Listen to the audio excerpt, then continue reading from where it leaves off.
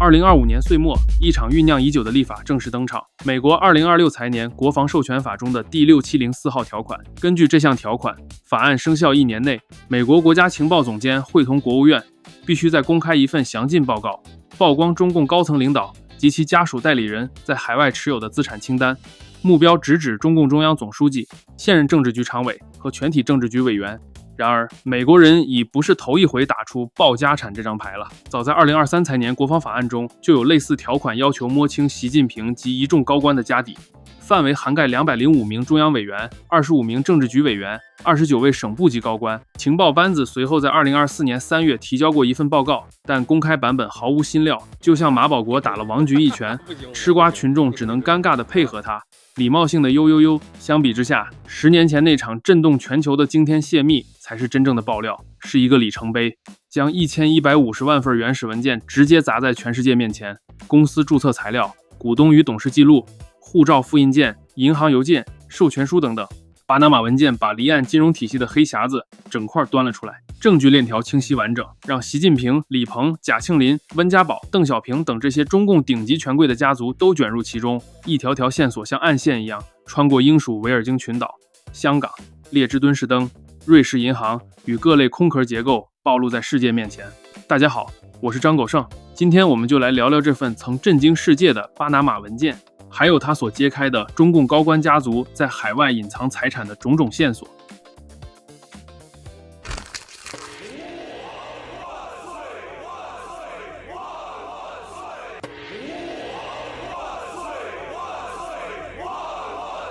报，皇上有喜了！你早上没睡醒，找死是吧？朕啥时候有喜的？小的该死，是有喜事了。您反腐大业完成，指日可待了。啊？是终于有人活着来上访了吗？不是，是巴拿马那边弄出来一堆文件，说里面全是中国贪官，我们终于可以把这些社会主义蛀虫绳之以法了。我操，姐夫！我操，这是点我呢！我操，我老婆那是被人发现了！我操，老丈人快来救我！不行，这小子不能留。你刚刚说啥来着？巴拿马那边弄出来一堆文件，不是这句，上一句。您反腐大业完成，指日可待了。不是，还上一句。小的该死。哎，对对对，就这句。来人，把这孙子拖出去喂狗。哎，不是，这不是套话吗？总书记再给我个机会。一切开始于一条匿名讯息。2014年某个深夜，德国南德意志报的调查记者巴斯蒂安·奥伯迈尔忽然收到一则私信，对机密数据感兴趣吗？对方没有透露姓名。奥伯迈尔盯着屏幕，作为资深调查记者，他敏锐地察觉到大料可能主动找上门来了。接下来的交流中，对方暗示自己握有一家神秘离岸法律事务所的大量内部文件，希望媒体能将这些隐秘财富公之于众。就这样，这位匿名人士开始通过加密渠道源源不断地传输数据给他。这位爆料人唯一的要求就是保持匿名，除此别无所求。他既不索要报酬，也不图名利。很快，奥伯迈尔发现自己面对的是一座数据富矿。这些文件来自一家名为莫萨克·冯塞卡的巴拿马律师事务所。该律所专门替客户注册空壳公司和离岸信托，提供一条龙的财务隐身服务，在全球数十个国家都有业务网络。交到记者手上的资料足足有1150万份，容量高达2.6太字节，这是史上最大规模的数据泄露。文件内容包罗万象，公司注册材料、股东名单、护照扫描件、银行往来邮件，仿佛整个离岸金融世界的黑匣子被一下端了出来。奥伯迈尔几乎不敢相信自己的眼睛，如此规模的爆料，若真相大白，势必石破天惊。匿名爆料者在提供文件后不久，发布了一篇长文，解释自己的动机。他说，收入不平等是我们这个时代的决定性问题之一，巨量不义之财如何被隐匿在离岸账户背后，导致社会不公，而普通民众却不得不承担其代价。他强调自己并非任何政府的间谍，没有受到指使，只是目睹了文件中展现的不公规模后决定采取行动。这份宣言字里行间充满了对全球权贵腐败的愤慨，以及揭露真相、伸张正义的信念，同时也含蓄地吐槽了一番那些最初没理会他爆料的大媒体们。原来在联系奥伯迈尔之前，他曾试图向多家国际媒体甚至维基解密递送资料，却无人响应。幸而这一次他找对了人，那时候还没有我们王局拍案。如果有任何爆料想与我们联系，请发送邮件给我们，我们会认真对待每一份爆料。面对如此庞大的资料，奥伯迈尔深知绝非一报社之力可以吃下，他立刻主动联络总部在华盛顿的国际调查记者同盟 ICIJ。很快 ，ICIJ 召集来自76个国家的100余家媒体，近400名记者，组成了一个秘密团队。队伍里有英国《卫报》、美国《迈阿密先驱报》、西班牙《国家报》、德国 ARD 电视台，甚至包括了中国的记者。所有成员签署了严格的保密协议。为了安全，他们架设了一个只有受邀记者才能登录的加密数据库和论坛，供大家交流发现、分享线索。时间进入2015年，这将近1年的时间里，庞大的记者联盟分头行动，分析上千万份文件，从注册资料里挖股东，从邮件往来中找线索。每当有了新发现，成员们就在线上论坛里报喜。有一天，聊天室里突然弹出一条消息：伙计们，我们发现习近平姐夫的名字了！顿时小组沸腾。与此同时，不同国家的记者们各自揪出了本国关注的大鱼。有人盯上了俄罗斯总统普京密友的洗钱网络，有人发现了英国首相卡梅伦家族的离岸信托，还有人注意到冰岛总理的名字赫然出现在文件中。中国组的记者也陆续锁定了中共红色权贵家族的一长串名单。大家这才意识到，这批资料几乎汇聚成了一本当代权贵的离岸通讯录，横跨全球政商名流。ICIJ 给项目起了个代号，就叫巴拿马文件。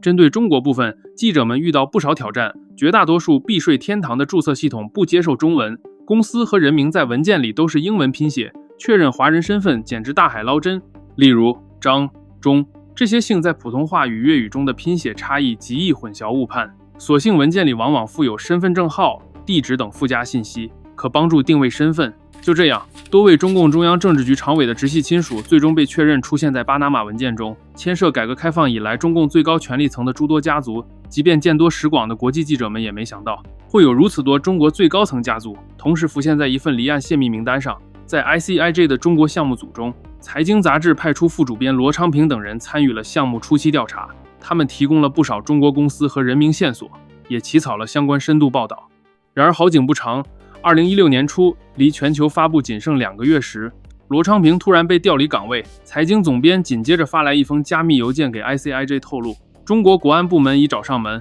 勒令杂志退出合作。显然，风声走漏了，中共方面提前嗅到了危险气息。ICIJ 只得赶紧切断财经团队的数据库访问权限。这一插曲为巴拿马文件发布蒙上了一层阴影。中共当局似乎已经严阵以待，尽管遭遇波折，全球记者联盟没有停下脚步。经过数月埋头苦干，2016年4月3日晚，巴拿马文件第一波调查报道如期在全球各大媒体同步刊发。从冰岛总理到阿根廷总统，再到中共最高领导人，众多显赫人物卷入其中，大幕正式拉开。巴拿马文件内容公之于众后，中共权贵家族的名字一个个浮出水面。据 ICIJ 分析，香港和中国内地一直是莫萨克冯塞卡最红火的市场。泄露文件显示，来自中国和香港的客户关联了多达4万家离岸公司，约占该律所注册离岸实体总数的1/3。截至2015年底，莫萨克仍在替超过16300家通过香港和中国办事处注册的离岸公司收取管理费。这些公司占其全球活跃离岸公司的29%，使大中华区成为该所最大的单一市场。这家巴拿马律所甚至在大中华区开设了8个办事处，香港分部是其全球最忙碌的分支之一。他早在1989年就登陆香港，2000年进入大陆，在深圳设立首家办事处，此后相继在宁波、青岛、大连、上海、杭州、南京、济南等地开花布点。而如今浪花淘尽，权贵们的离岸金库正被一一曝光。在 ICIJ 发布的报告中，几乎囊括了改革开放以来中共最高权力层的半壁江山。接下来逐一揭开这些隐秘的财富网络。首先是习近平家族，被曝光的是习近平姐夫的3家空壳公司。作为最高领导人的姐姐齐乔乔的丈夫邓家贵，早在2004年便通过莫萨克冯塞卡获取了一家英属维尔京群岛空壳公司，名字相当气派，叫 Supreme Victory Enterprises Limited 最高胜利有限公司。此后他又在2009年用香港身份注册了2家 BVI 离岸公司，一家叫 Wealthmin International Limited， 翻译过来就是富有的民国际公司，另一家叫 Best Effect Enterprises Limited， 效果贼好企业。这些企业名字呢都是起得相当吉利。根据泄露文件，邓家贵是这2家 BVI 公司的唯一董事和股东，他们夫妇早年凭借地产和矿产投资积累了可观财富。根据彭博社2012年6月29日发布的调查报告显示，习近平姐夫邓家贵及其妻子齐乔乔名下控制的商业资产主要包括江西稀土稀有金属物业集团有限公司 18% 的股权。该公司当时总资产估值约 17.3 亿美元，在深圳远为投资有限公司的各项资产合计约 3.73 亿美元。2012年前后，正值习近平即将上台，邓家贵夫妇开始低调撤资，陆续转让名下资产。王健林在演讲时就透露，邓家贵已在万达上市前2个月将万达的股票全部转让。他还说，邓家贵先生他是牺牲了巨大利益的。据工商资料显示，早在2013年10月，齐乔乔就已将他在北京秦川大地公司的股权悄然转给一位跟随他们工作了13年的老部下徐再胜，主动金蝉脱壳，也是为大舅哥上台减轻舆论负担。然而，即便邓家贵表面上金盆洗手，巴拿马文件还是留下了痕迹，那就是这2家 BVI 壳公司直到2011年才关闭。有个小细节，莫萨克冯塞卡的档案并没有将邓家贵标记为政治敏感人物，要不是这次泄密，恐怕无人会注意到这位中国第一姐夫。财新网曾在报道中引述王健林的话称，习近平治国严，治家更严，一指袭上任前对家人从严要求清理利益输送。那篇文章很快被撤下，但从侧面印证了平平的确有意在他掌权前就禁止家族继续做生意。不过，相比某些权贵家族动辄几十亿、上百亿美元的海外资产，习近平家族几亿美元的财富真的算不上多少钱。而且目前并没有任何证据显示这些资产是非法所得，或者与习近平自己的家庭有任何关系。至今也没有任何关于习近平一家3口的任何海外财富线索流出。然后是贾庆林家族，前全国政协主席贾庆林家族此次可谓双响炮，他的女婿李伯坛和外孙女李子丹双双上榜，让外界一窥这位曾位列中共4号人物的家族财富版图。李伯坛是贾庆林独女贾强之夫，身家不凡。据披露，他早年持有一家注册于 BVI 的离岸公司，名为丰城发展有限公司。更吸睛的是他的女儿，也就是贾庆林外孙女李子丹。这位红三代19岁时还在斯坦福大学读大一，却已经是2家 BVI 空壳公司的唯一股东。据《卫报》与 ICIJ 调查，李子丹入学仅几个月后的2010年12月，2家公司 Harvest Sun Trading Limited 丰年贸易有限公司和 Shenzhen Investments Limited 新生投资有限公司便注册在了他名下。更绝的是，其中 Harvest Sun 公司最初的股东并不是李子丹本人，而是一位与他表面毫无关系的57岁香港富商钟表大王张玉平。张玉平是香港亨得利钟表集团老板，身价不菲。他持有 Harvest Sun 1年多后，在2010年底象征性的以1亿美元价格将公司全权转让给了李子丹。张老板的律师后来解释说，公司转让时里面并无资产，我们客户跟李小姐也没关系，只是通过商业伙伴介绍，让他省得重新注册一家壳公司。完成过户后，李子丹将这2家 BVI 公司作为股东，又在北京设立了至少2家投资管理类企业，注册资本合计约20万英镑。由于采用 BVI 公司作为股东，李子丹的姓氏并未出现在国内公司的注册文件中。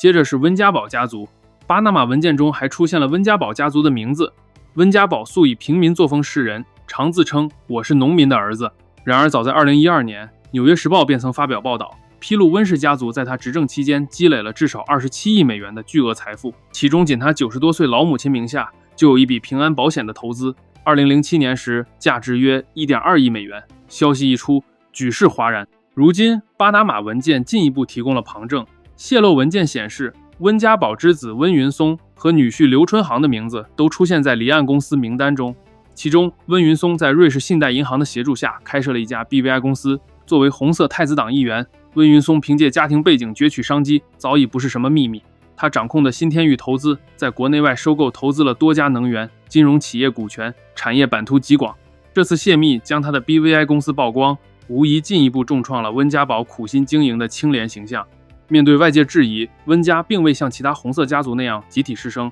温夫人张培丽当年甚至罕见地通过律师发表声明，否认媒体对其家族财富的报道，称家人没有不当经济利益。不过这些辩解并未平息舆论风波。沈栋的红色轮盘里面披露，温家通过白手套大肆敛财的程度远超外界所知。沈栋爆料，他与前妻段伟红、温家密友间白手套，曾协助温家在大型项目中暗藏利益。温夫人张培丽通过他们牵线，拿下了北京首都机场附近全国最大航空货运枢纽项目 30% 的干股分成，而温家自己1分钱没出。段伟红正是因替温家投资平安保险而一鸣惊人，跻身权贵圈。除了平安项目，这个航空城合作堪称温家最大的一笔交易，张培利空手套白狼，一举坐享巨额利润。沈栋在书里也为温家宝本人做了些开脱，他说温家宝起初并不知情张培利在外的这些生意，张是瞒着他进行的。后来温可能察觉问题，也曾表示不满，甚至提出离婚。种种迹象也证明，这位清廉自矜的总理背后站着一个默默敛财的庞大家族网络。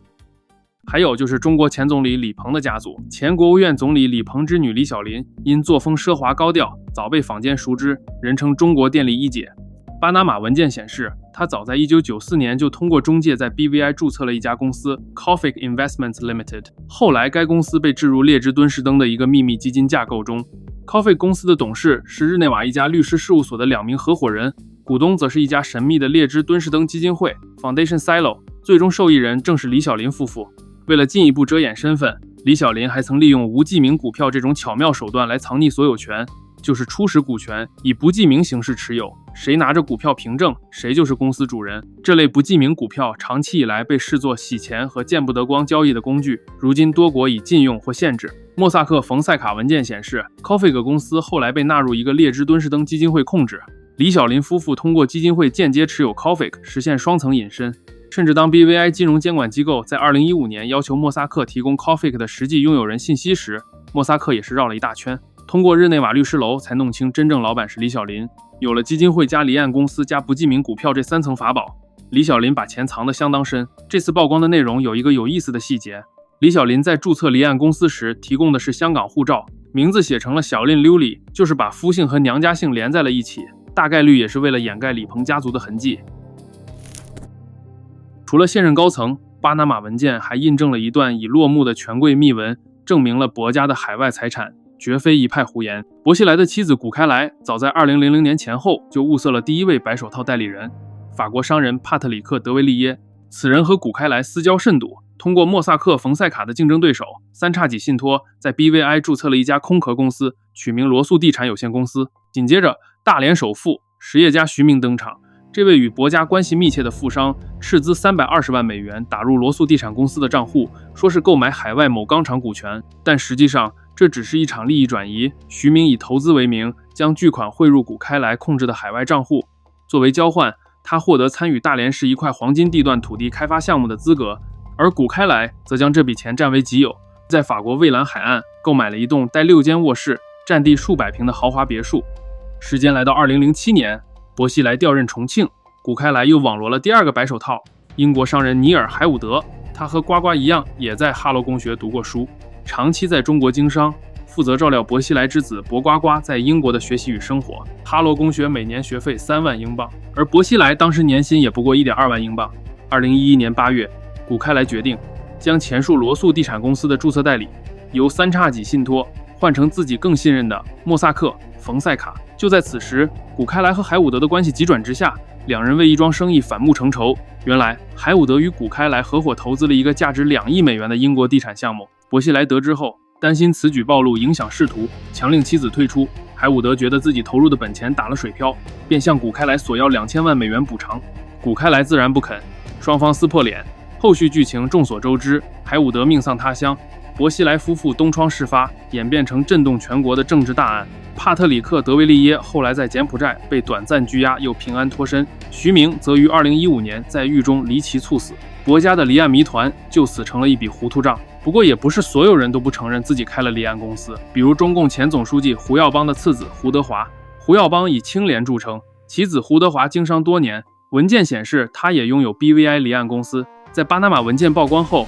胡德华是极少数主动站出来承认并解释的当事人之一。他接受香港明报采访时坦言此事属实，并解释设立公司的用途。他说那家公司主要用于协助一家科技企业赴港上市，起初想做些进出口贸易，上市失败后公司就空置至今，每年按规年检，没有任何资产，也没有实际经营。胡德华很坦然地说自己注册离岸公司堂堂正正，并无非法所得。他这一回应未必让所有人信服，但态度上已和其他权贵亲属截然不同。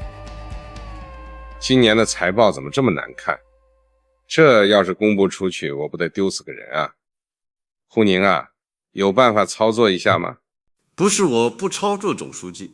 前2天那中央电视台弄个送外卖看风景，都被喷成狗了。我要再说我们赢麻了，他们也不能信了呀。看来韭菜们长脑子了。下面都快吃不起饭了，他们就是没脑子也知道肚子饿呀。算了，这都年底了，说啥也来不及了，还是和前2年一样，你去巴拿马文件找2个名单上的人，把他们算到 GDP 里面。2个会不会有点多？往年都是1个啊。没事，今年亏得多，看不出来的，拉动 GDP 增长就全靠这些国家栋梁了。2016年4月初，巴拿马文件调查报道横扫全球新闻版面。冰岛总理贡劳格松因为被揭发隐瞒离岸资产，国内抗议汹涌，不得不宣布辞职。英国首相卡梅伦则因其已故父亲设立的海外信托曝光，不得不公开承认自己曾持有其中的份额。巴基斯坦总理谢里夫的家族离岸账户遭最高法院调查，最终他本人也被迫下台。然而，曝光名单中权贵数量全球第1的中国呢，仿佛一夜之间筑起了一堵无形之墙，将这场风暴彻底挡在门外。外国媒体铺天盖地报道时，中国大陆主流门户却一片静默。网友尝试用百度搜索相关新闻，只会看到冰冷的一行提示：根据相关法律法规和政策，部分搜索结果未予显示。社交媒体上，巴拿马、离岸等关键词瞬间成了敏感词，文件甚至姐夫这些原本无害的字眼也因谐音涉事而遭殃。墙内同胞仿佛与世隔绝，只能看到零星几篇避重就轻的次要报道。至于官媒该如何表态，则成了一场微妙的策划。16年4月5日，环球时报抛出一篇社评，标题：偷货编巴拿马文件者绝非等闲之辈。当时胡锡进还是主编，文章开篇就给此次泄密定性，暗指这是西方情报机构的阴谋，是西方意识形态联盟打击非西方国家政治精英的新手段。文中用典型的老胡笔法写道：这么多碎片化材料，政治指向却一开始就成型，这很耐人寻味。报道还说，从情报学上讲，在一大堆真材料里掺进一些假材料，而后者又被媒体挖掘出来，网络大泄密使这种精准打击成为可能。言下之意，1150万份文件里没准夹带私货，不全是真的，是西方耍手段抹黑异己。而社评最后那句话更是广为流传：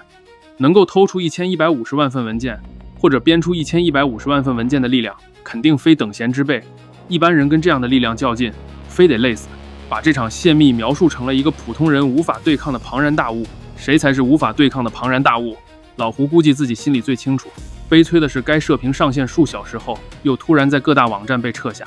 或许宣传部门反应过来，这么渲染反而适得其反，还不如一禁了之。从此，中国媒体对巴拿马文件几乎只字不提，集体装死。同学们辛苦了，今天就到你们确定去哪个学校的日子了，一会儿把你们的想法和分院帽说就行。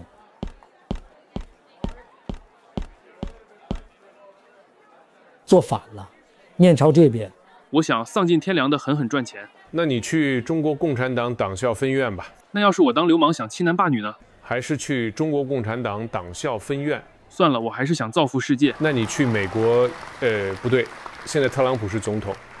那你去俄罗斯吧。去俄罗斯能造福世界？不能呀，但是俄罗斯那边投胎效率高，你下辈子再想这有的没的吧。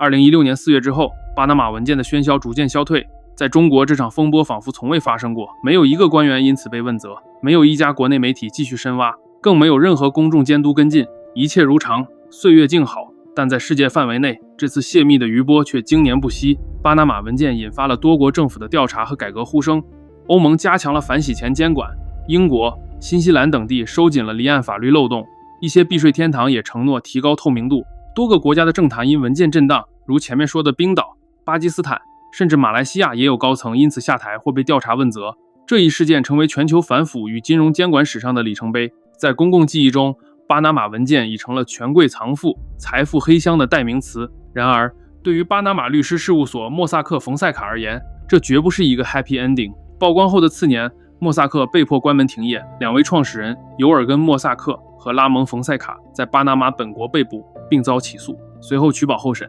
更大的麻烦来自国际司法，多个国家以协助洗钱、逃税等罪名对莫萨克·冯塞卡展开刑事调查。美国、德国等国也起诉了该所的部分职员和客户。峰回路转的是漫长的法律战。2024年6月，巴拿马一家法院突然判决，包括莫萨克和冯塞卡在内的28名被告全部无罪释放。主审法官巴洛伊萨·马基尼斯宣布，对所有被控参与设立用于行贿和洗钱的离岸公司的人员一律不予追究，并解除此前对他们采取的限制措施。理由是关键电子证据，也就是莫萨克冯塞卡服务器上那批数据，因取证程序不规范，被法院认定无法采用。正是那些记者们用来揭露真相的文件，在法庭上却因链条不完整被排除，于是嫌疑人统统逍遥法外。就在判决前1个月，莫萨克冯塞卡的联合创始人拉蒙·冯塞卡因病去世，另一位创始人尤尔根·莫萨克也已年逾古稀，8年追诉，虎头蛇尾，令许多关注此案的人倍感失望。ICIJ 在判决后发表声明，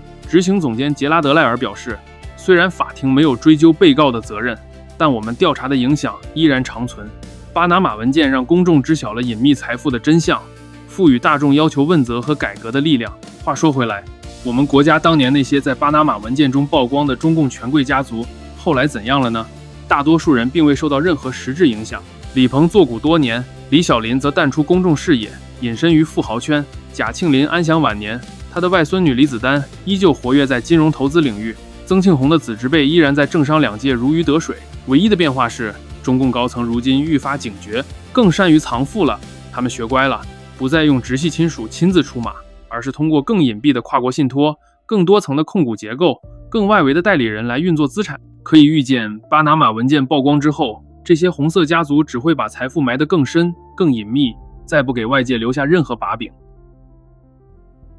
故事回到开头，如今美国第6704号条款即将生效，美方情报机关摩拳擦掌，要替全世界八卦一下中共权贵们的家底。从字面上看，这项要求相当震撼，几乎要公开中共最高层每个人的小金库清单，甚至点名包括他们家属通过白手套代持的财产。可是冷静一想，6704条款未必真有多大杀伤力。这份报告所依据的信息，很大程度上还是得靠已有的泄密资料和传统情报手段，像巴拿马文件、天堂文件、瑞士银行泄密等等，早已提供了不少线索。美国情报部门当然还有其他渠道，比如监控国际金融网络、跟踪可疑资金流动等。但真要精确掌握每位中共高官暗藏的全部钱财，并非易事。经过这些年的风波，红色家族早就升级了财产隐匿手段，惯用跨国信托、复杂多层控股结构，隔着好几层壳公司，甚至利用入了外国籍的亲戚或密友代持。就算 CIA 本事通天，也不可能把所有线头都一一摸清，更别说拿到铁证公诸于世。退一步讲，即便情报报告列出了一部分资产清单，北京方面完全可以祭出假新闻的大旗予以否认。正如当年面对巴拿马文件，中国官媒统一口径将其斥为境外势力抹黑，到头来墙外议论纷纷，墙内风平浪静，各说各话。而且曝光财富不等于制裁财富，6704条款并未直接授权冻结或没收资产，仅仅是晒名单而已。即便将来美国或西方想以这些信息为依据采取行动，也缺乏名正言顺的抓手。至少在明面上，这些钱很难被证明就是非法所得。而且别忘了，这些财富之所以能安然躲藏，离不开国际金融体系的灰色地带，在相当程度上也得益于西方的默许与协助。各大银行和律所为了佣金替权贵设壳避税，各国政府对流入本国的不义之财，有时也是睁只眼闭只眼。说白了，西方自己也并非纯洁无瑕。在2016年巴拿马文件泄密后不久，经济学人还曾嘲讽，世界第一大离岸避税天堂其实是美国本身特拉华、内华达等州提供的匿名公司服务，和开曼群岛并无二致。在这样双标的背景下，美国要端中共权贵的财，底气也未必真有那么足。在一个由权力、资本共同织就的世界，真相并不会自己走到台前，它需要有人愿意先把手伸进黑匣子，哪怕会被划伤；需要有人把那一摞摞文件、那一行行名字从密室里搬到阳光下，哪怕迎面而来的是追索、污名、威胁与沉默的围剿。匿名者无名，却有重量。记者们不过是凡人，却选择站在风口，替世人多问一句凭什么。他们知道这不是一场浪漫的冒险，可他们仍然按下发送键，仍然伏案到天亮，仍然在巨大的压力面前不肯眨眼。所以当我们谈论巴拿马文件，谈论权贵的离岸金库与更精巧的隐匿手段时，也别忘了把目光投向那些不肯与黑暗达成和解的人。条款可以沦为交易的筹码，曝光可以被权术反复利用，风暴也可能被强挡回海里。但真相一旦被递出，就像火种落入人间，未必立刻成句，却足以让后来者知道，黑夜并非天命，沉默也不是唯一的选择。向所有勇于揭开真相的人致敬，正因为你们，世界才不至于被谎言完全驯服，权力的阴影才会在某个时刻，哪怕只是短短一瞬，显出它原本的形状。愿那些在黑夜里把真相递出来的人，不被轻易忘记。